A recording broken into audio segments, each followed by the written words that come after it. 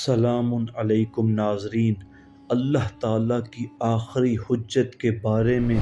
हमारा गुफ्तगू का सिलसिला, जिसका आज का मौज़ू सुख़न है, फितरत में से इमाम गायब के वजूद पर एतराज़ और उस पर इस्तदलाल।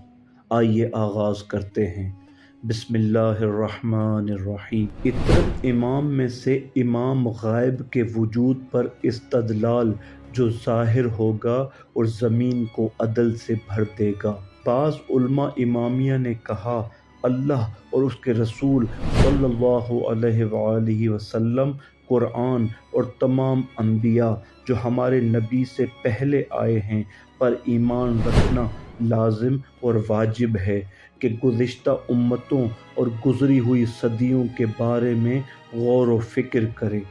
जब हम इस बारे में गौर व फिक्र करते हैं तो रसूलों और गुज़िश्ता उम्मतों के हालात को अपने ज़माने की तशबीह पाते हैं, और वजह शबाहत यह है कि हर दीन की शान व शौकत और क़ुव्वत अपने अंबिया के ज़माने में इस बात पर मौकूफ़ थी कि जब भी उम्मतें उन रसूलों पर ईमान लाईं और उनके ज़माने और असर में पैरोकारों की कसरत हुई, बस कोई ऐसी उम्मत अपने रसूल की इताअत गुज़ारी में उस इमामत से आगे नहीं थी। अलबत्ता ये कि उसके बाद कि जब इस उम्मत के रसूल का मुआमला मज़बूत और मुस्तहकम हुआ, क्योंकि हमारे नबी अकरम सल्लल्लाहु अलैहि वसल्लम से पहले जो अंबिया मरकज़ की हैसियत रखते थे, जैसे नूह, इब्राहीम और मूसा अलैहिमुस्सलाम, ये वही रसूल हैं जिनके आसार और ख़बरें और बातें उम्मतों के पास मौजूद हैं, और उन अदियान से मुतमस्सिक रहने वालों के अंदर अपने दीन के मुआमले में सुस्ती आ गई, क्योंकि उन्होंने बहुत सी ऐसी चीज़ों को छोड़ दिया जिनकी हिफाजत करना और उन पर पाबंद रहना उनके रसूलों के दौर में और उनकी वफ़ात के बाद भी उन पर वाजिब करार पाता था। चुनाचे अल्लाह अज़्ज़वजल का इरशाद पाक है, तुम्हारे पास हमारा वो पैगंबर आ गया है जो बहुत सी उन बातों को खोल कर बयान कर रहा है जिन्हें तुम इस किताब में से छुपाते रहे हो, और बहुत सी बातों को नज़रअंदाज भी कर देता है। सूरह माइदा आयत नंबर 15। अल्लाह अज़्ज़वजल ने इन उम्मतों की हालत को यूँ बयान किया है जैसा कि उसका इरशाद है, फिर उनके बाद कुछ नाखलफ उनके जानशीन हुए जिन्होंने नमाज़ें खोईं और अपनी शहवतों की पैरवी करने लगे, बस जल्द ही ये लोग अपनी गुमराही के खमियाजे पाएंगे। सूरह मरियम आयत नंबर 59। और अल्लाह अज़्ज़वजल ने इरशाद फरमाया है,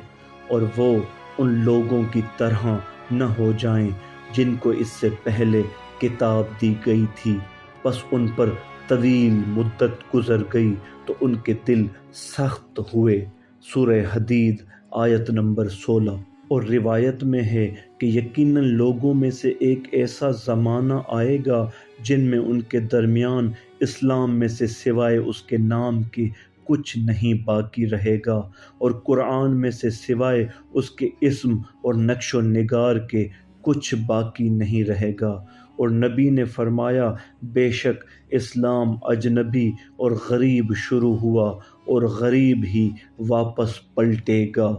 बस भला हो उन गरीबों का। अल्लाह ताला हर ज़माने में उम्मतों के वास्ते एक रसूल भेजता था ताकि दीन के आदाब और रसूम में जो कुछ मिट गया हो उसको दोबारा ज़िंदा कर दे, और पूरी उम्मत इस बात पर इत्तफ़ाक़ राय रखती है सिवाय एक गिरोह के जिनकी मुखालफत काबिल इल्तफ़ात व तवज्जो नहीं है। और अक़ली दलीलों ने भी दलालत की है कि अल्लाह अज़्ज़वजल ने अंबिया और रसूलों का इख्तिताम हज़रत मुहम्मद सल्लल्लाहु अलैहि वसल्लम के ज़रिए कर दिया, बस उनके बाद कोई नबी नहीं आएगा। और हमने देखा इस उम्मत की हालत को कि वो बातिल के लिए हक़ की बुलंदी चाहते हैं और गुमराही के लिए हक़ पर गलबा चाहते हैं, यहाँ तक कि بہت سے لوگ اس گمان اور تجسس میں پڑ گئے کہ آج کا دور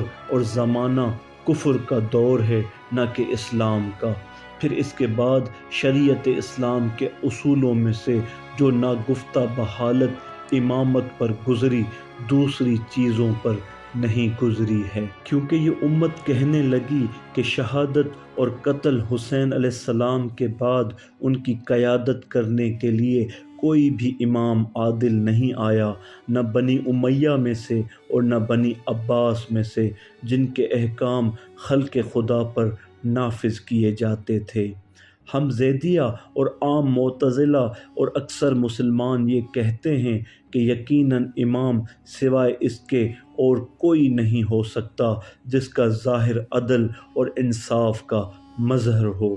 امت کی حالت یہ تھی کہ وہ ظالم اور جابر لوگوں کے ہاتھوں میں کھلونا بنی ہوئی تھی، جو ان کے اموال اور ان کی جان کے بارے میں حکم خدا سے ہٹ کر اپنے احکامات جاری کرتے تھے، اور یوں فتنہ و فساد پر لوگ اہل حق پر غالب آئے اور لوگوں میں یگانگت اور ایک ہی قول پر اتفاق کرنا معدوم ہوا۔ پھر ہم نے دیکھا کہ امت کے مختلف طبقات اور گروہ سب کے سب ایک دوسرے سے بیزاری اور برات کا اظہار کرنے لگے۔ پھر ہم نے رسول صلی اللہ علیہ وآلہ وسلم کی احادیث میں غور کیا تو دیکھا ان میں یہ بات بھی وارد ہوئی ہے کہ بتحقیق زمین قسط و عدل سے پر ہو جائے گی جس طرح ظلم و جور سے پر ہو چکی ہوگی، اور یہ آپ کی اطرت میں سے ایک رجل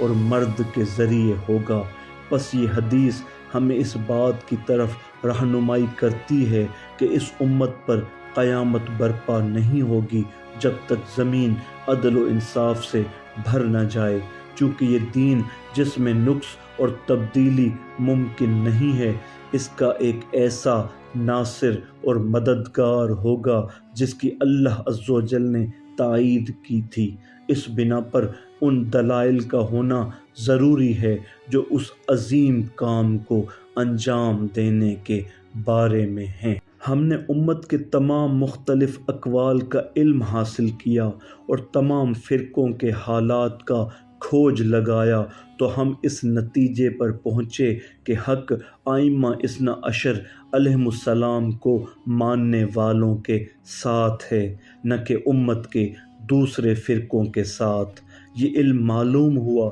کہ اس زمانے کا امام وہ ہے جو ان میں سے 12واں ہے، اور وہی ہیں جن کے بارے میں رسول صلی اللہ علیہ وآلہ وسلم نے خبر دی اور ان پر نص قائم فرمائی۔ صدق اللہ العلی العظیم۔